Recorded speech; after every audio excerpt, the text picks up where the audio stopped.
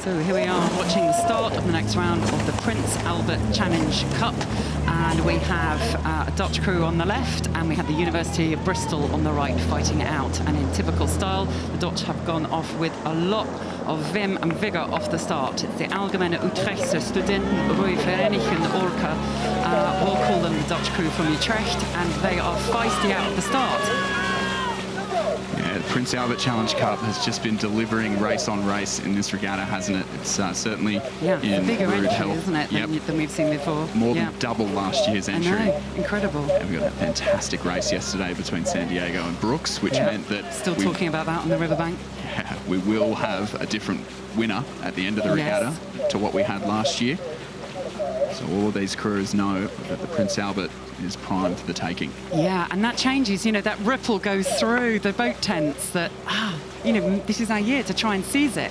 And, you know, that's what both of these crews are going to be out to do. And we can see the University of Bristol there, Joseph Cunliffe, Jake Birch, Thibault Verde Moulin and Co. Achida, coxed by Toby Finch, who are giving their all and now settling into a good, steady rhythm and starting to pull away. Yeah, we saw Bristol's Temple boat, which is their lower-ranked athletes, 5 to 12, go out earlier.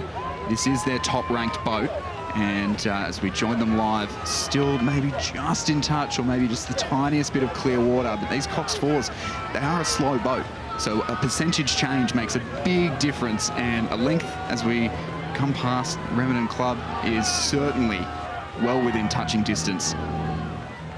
So the Coxes have got their work cut out now, the Cox of the crew from Utrecht, to think about how can they create some kind of change in speed. You know, they're just losing contact, and he'll be very aware of that.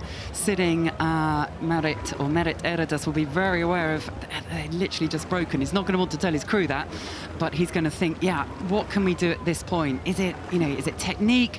Is it power? It's the combination, it's the timing and keeping them motivated. And they'll know what they have to do at this point because they've been rowing together. These 4 athletes have been rowing together for 3 seasons straight. So they're well versed in exactly what each other will do and how each other will respond and what they need in this event. And as they're really having some questions starting to be asked of them by Bristol. They beat the University of Warwick by 4 3/4 lengths yesterday and led away, and then suddenly you are faced in a completely opposite scenario. You've got to rethink, haven't you? You've got to bring something fresh, and that again, it's for the Cox to do. They've raced all this time, but they need to find something different because the University of Bristol crew are doing a fantastic job. They're coached by Jake Blair. There's also a sense of that programme growing year on year, and this crew, I think, growing through this season too.